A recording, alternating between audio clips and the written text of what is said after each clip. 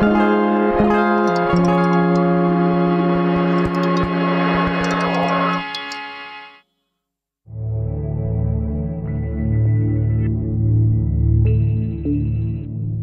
getting the Olympics wasn't exactly a great shock to me. Of course, London partied very hard and was still partying the following morning when, of course, we had the London bombings. And this really set the scene for everything that has unfolded and is continuing to unfold as we speak. I had felt for some time that London was going to be the focus of a number of events around about this particular period of time. You know, let's not ignore completely the Mayan calendar. 2012 was always going to be a significant year.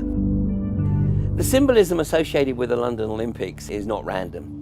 The London Olympics logo is certainly very interesting. I really didn't know what I was necessarily looking to find. And then it jumped out at me. I mean, it was a case of, oh my God. You know, that's when, for me, it became the Zion Olympics. The London 2012 Olympics are going to be the most heavily securitized event in history. Anti-aircraft missiles will be located on an apartment block in East London. There's going to be a device installed on a barge on the Thames which has the capacity to disable crowds of people through sonic waves. And of course all this is on top of a helicopter carrier in the Thames. 49,000 military personnel will be mingling with the athletes and with spectators at the Olympic events. There's going to be an 11-mile perimeter around the Olympic area in London, and literally the whole area could be sealed off in a heartbeat, and then effectively it becomes a concentration camp. What's going on right now, literally, is a game of global monopoly. And the London Olympics are a very, very important part of this. This is a document that came into the public domain in 1967. One of the observations and comments they make in this report is that if there was the threat of an alien invasion, it would very quickly draw all the nation states together under the guise of a global government. On the basis that you can't rely on the extraterrestrials to turn up on cue, you'd have to stage it. It's my opinion that the London Olympics are going to be used to stage an event of such enormity. It will give them the springboard to introduce their one world government. This is a point of humanity's evolution which is absolutely crucial. We all know why we're here. We don't want missiles in residential areas. We do not want the militarisation of our communities. We're seeing the biggest mobilisation of troops in the UK since the end of World War II.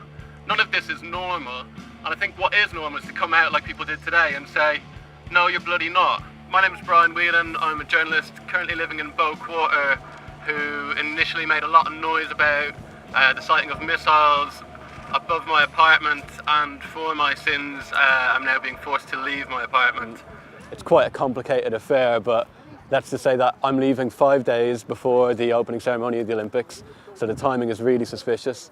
It also means that now I can't be party to a legal challenge against the MOD. So essentially the Olympics has left me without somewhere to live. That's the position I'm in now. I spoke out, and you know, there's consequences, I guess, to when you speak out and try and ruin the fun of a really big event like this.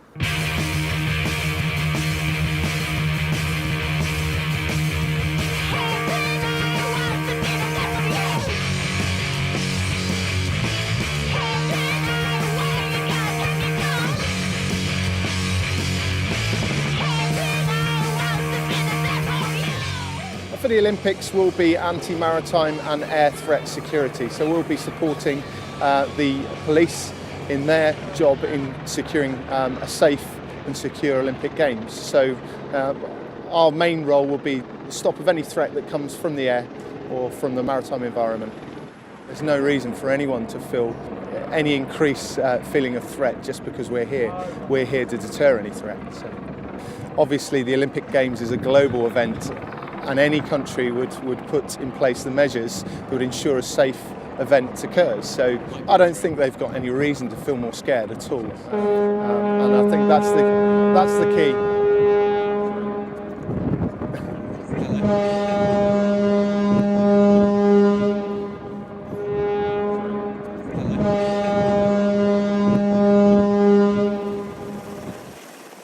I'm not afraid of the army or the police who's going to be at the Olympics.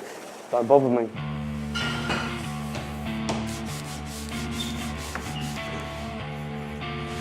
The Olympics, what is a multi-million, billion-pound event coming to London, South London, East London, Hackney, is going to be a great money spinner for all of us underworld criminals.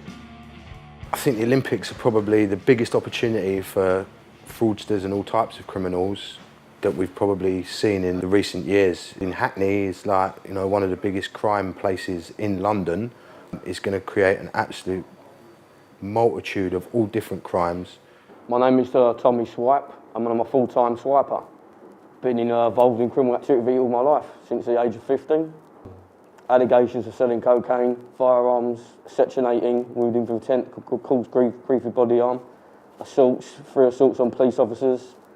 But there's loads, goes on and on and on. The most popular crime at the Olympics could possibly be the RFID reader. You can just gain the information just by simply running it over any type of RFID card. So that may be an Oyster card or a PayPass card that we see with the little white wave lines in the corner. You could then convert that with the software that's available to get the 16-digit number that's on the front of each card. Through the Olympics, I just find it an easy target to use the scanner to go around, like, easy to pickpocketing people's numbers.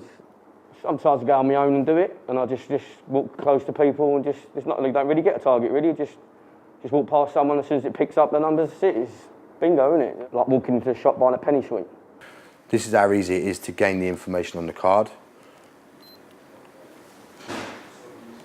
That's it, we've got the information, as simple as that. I'm not a space-age Fagin, yeah, you could say that. At the Olympics, I can make up to like thousands a day. Just for a few hours work, a few £100, just for an hour. The longer you're out, the better it is. Oh, hi, I'm Freddie. We're here in Scarborough shooting Chariots of Jizz for the Television X Olympic special.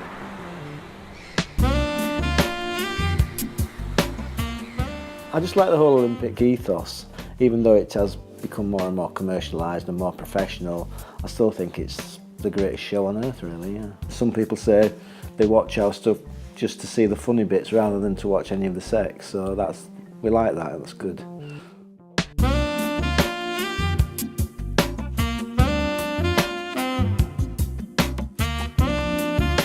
The scene we were shooting today was in the equipment room, and the guys come in to put their equipment away, and I'm in there as an athlete, possibly tying my shoelaces.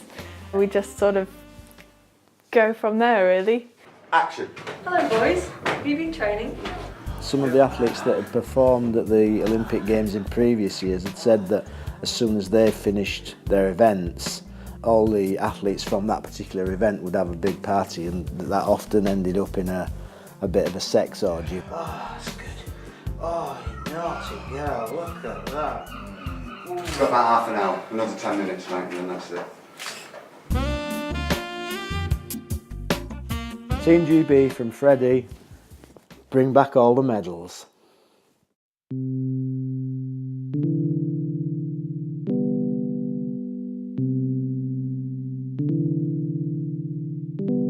This whole business has been posited on the idea of creating a heritage or a legacy, and that's getting it the wrong way round. Nobody can say what the future will be.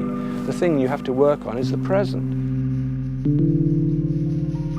You can't set out to create legacy. Legacy is what happens. You can't just say, look, I've just made some legacy here. Only history will tell, but my suspicion is we're going to have a lot of rather large, rather useless, rather empty buildings left in Stratford. Look where Athens is now. I'm not saying that the Games bankrupted an entire country, but they certainly didn't help. Britain's not exactly in such a great position either. Are the Olympics an opportunity or a threat? They're a great opportunity for thieving, but the thieving seems to be mostly carried out by those in charge of running the Olympics. I hope from the bottom of my heart that the Games goes off without a hitch. If anything does occur, I would say that don't take any of the news reports at face value. The government's got good ideas, but the execution's not there. I think people, generally speaking, think this is just going to be a sporting event. Obviously, my biggest concern as somebody who lives and works in this borough is about people who live here.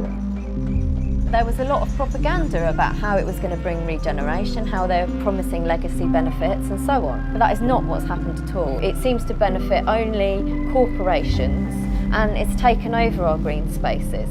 My feelings are they want Stratford City to be the up-and-coming place to be, and they don't want the likes of us, working-class people in Stratford. They just want professional people here, money people.